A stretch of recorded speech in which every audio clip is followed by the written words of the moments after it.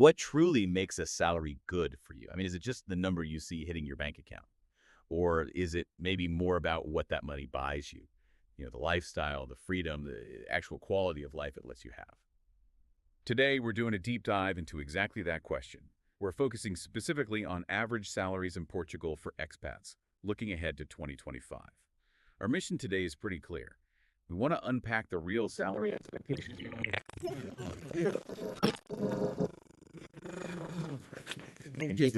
for foreign workers in Portugal. We've drawn insights from great sources like Access Portugal, and really for you, our listener, this is your shortcut, a direct path to understanding Portugal's financial scene for expats so you can navigate it all with confidence. Yeah, and that's a really crucial point. Portugal's unique context, it paints a much fuller picture than just looking at a nominal salary figure.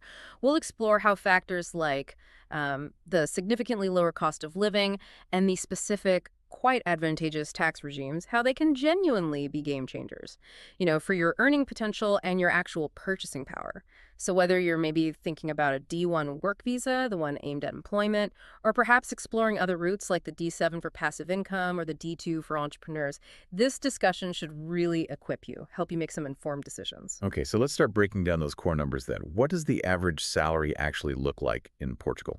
Well, according to the data we've looked at, Portugal's average gross monthly salary is sitting at 1,314. 1,314 monthly. Exactly. Now, if you look at that annually, it works out to 18,396 per year. But, and this is a really crucial detail often missed, that annual figure isn't just 12 payments, it's actually 14 monthly payments. 14. How does that work? In Portugal, it's typical to get your 12 regular salaries plus 2 extra payments, usually one for Christmas and one as a holiday subsidy. So it's definitely a welcome bit of extra cash to factor into your planning. That's a great starting point. But how does that stack up globally? And what does it really mean for someone thinking about moving? All right, well, to give that some context, the minimum wage back in 2023 was 760 euros a month. But when we look internationally, and we adjust using purchasing power parity or PPP. Okay, so that adjusts for what your money actually buys. Precisely. It gives you a truer sense of the living standard. So using PPP, Portugal's average gross yearly salary is 24,557, or about $28,410. Now, that number does place it as the sixth lowest among OECD countries. That's the Organization for Economic Cooperation and Development. Sixth lowest. But, and this is where it gets really interesting, you absolutely have to see that figure through the lens of Portugal's much lower cost of living.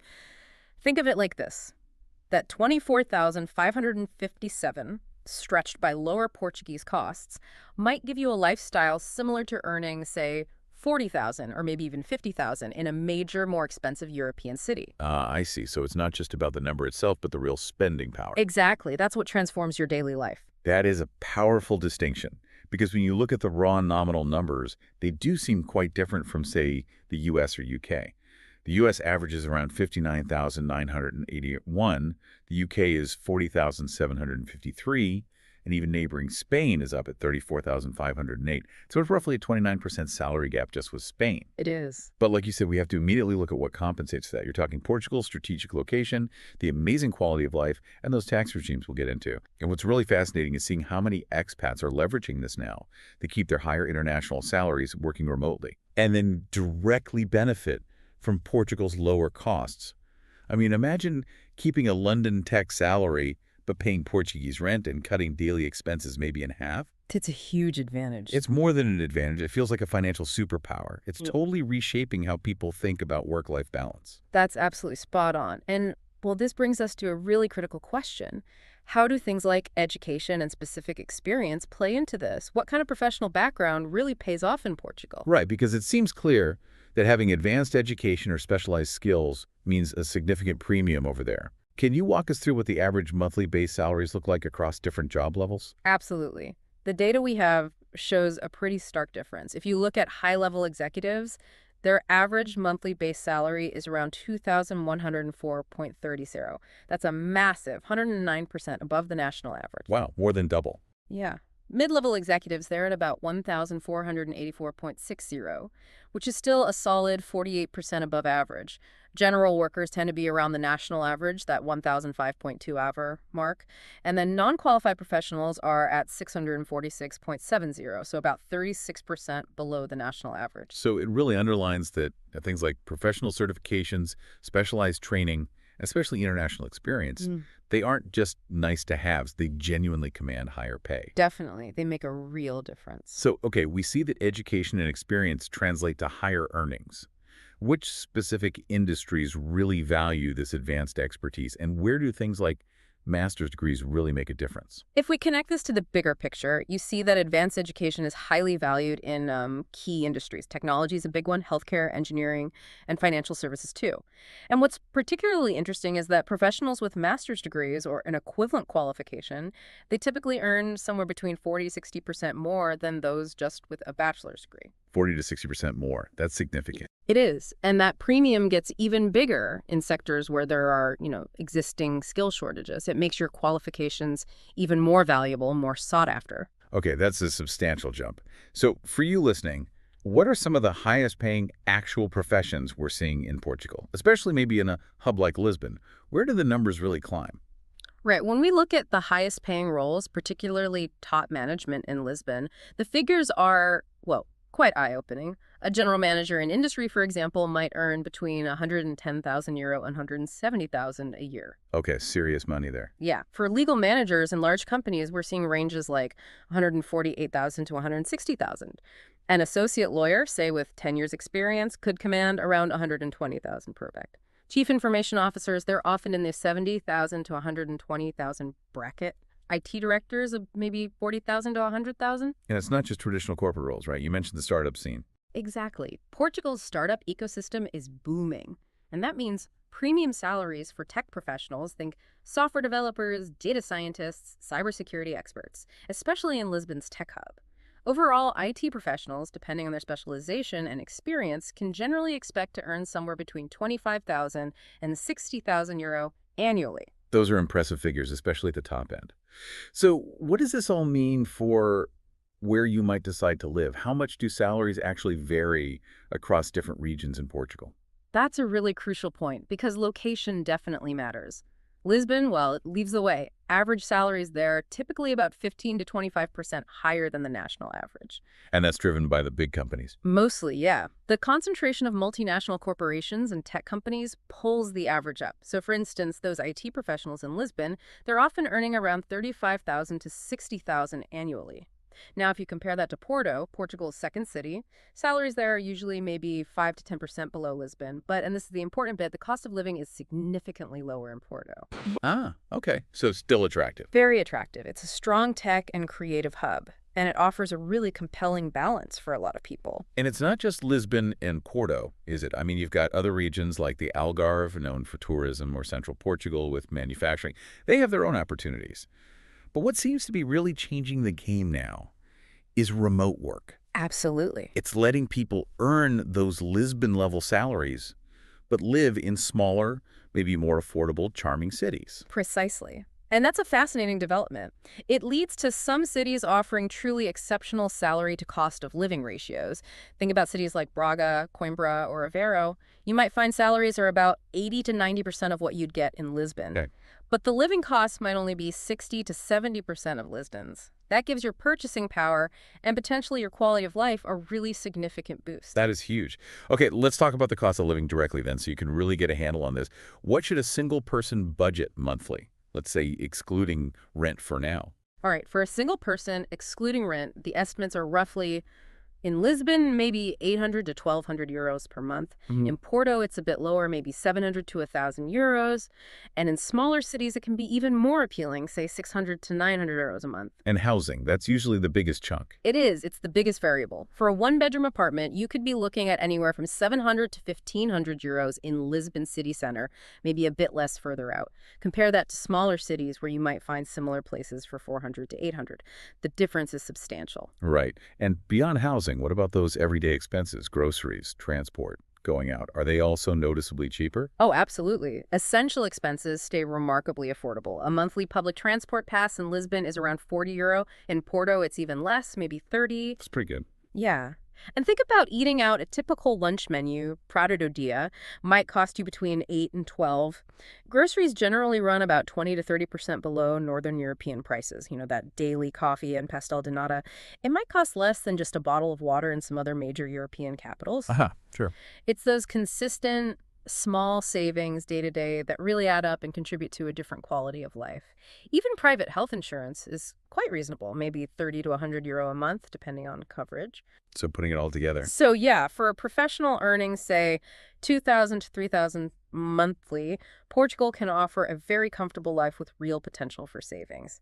Many expats report an improved quality of life, even if their nominal salary is technically lower than back home in a more expensive country. Okay, so we've covered gross income, we've covered living costs, but how can you actually maximize your net income, your take-home pay? Right. This is where things get really interesting strategically. The answer often lies in Portugal's non-habitual resident regime, the NHR scheme. NHR. Okay, heard a lot about that. It's genuinely a game changer for many foreign professionals. Essentially, it offers a flat 20% tax rate on Portuguese-sourced income, but only if you're working in specific high-value activities. 20% flat rate Mm-mm. compared to what normally? Compared to the standard progressive rates, which can climb all the way up to 48%, so a huge potential saving. And what's more, foreign-sourced income like dividends, royalties, or pensions from abroad might even qualify for a tax exemption or significantly reduced taxation, depending on the double taxation agreements Portugal has. That is a massive difference to your bottom line. So what kind of jobs qualify as these high-value activities for NHR? The list is actually quite broad, and it's designed to attract skilled talent. It includes professions like architects, engineers, doctors, dentists, IT specialists, researchers, university professors, artists, musicians, auditors, tax consultants. A wide range then. And also senior managers, people involved in activities like data science, biotechnology. The key eligibility criteria are that you mustn't have been a Portuguese tax resident in the previous 5 years, and you need to establish tax residency in Portugal. Okay, so just to make it concrete, what kind of financial impact are we talking about? Can you give an example? Sure. Let's take a software engineer earning, say, €50,000 a year. Under the NHR scheme, they could potentially save around €7,000 in income tax compared to paying the standard Portuguese rates. 7,000 a year. That's significant. It really is. And you can often combine this NHR status with other visa options like the D7 visa if you have passive income streams, or the D2 visa if you're an entrepreneur starting a business. It creates a very compelling overall financial and lifestyle package. That's incredible. Okay, last practical point then. Let's talk about actually getting these jobs and salaries. What should you know about salary negotiation in Portugal? Is it expected? Oh, absolutely. It's really important for you to know that Portuguese employers generally do expect you to negotiate. Don't just accept the first offer, usually. Good to know. What's a reasonable range? A 10 to 15% negotiation range on the initial offer is actually quite common and generally seen as acceptable. And remember to look beyond just the base salary. Consider the whole compensation package. This often includes things like a meal allowance. The food subsidy? Exactly, paid daily, often on a separate card. That can range from 4.77 up to about $7.63 per day, tax-free up to a certain limit. Plus health insurance, maybe transportation subsidies, performance bonuses. These benefits add real value. So what are maybe one or two key strategies you'd recommend for negotiating effectively to make sure you get the best possible offer? Okay, first, definitely do your homework. Research the market rates for your role and experience level using sites like Glassdoor Portugal or similar platforms. Know your worth. Second, really highlight your international experience and any language skills you have. These often command a premium, especially in multinational companies. Third, always understand the total compensation being offered, not just the base figure. Ask about all those benefits we mentioned. Like the meal card value, insurance details. Precisely.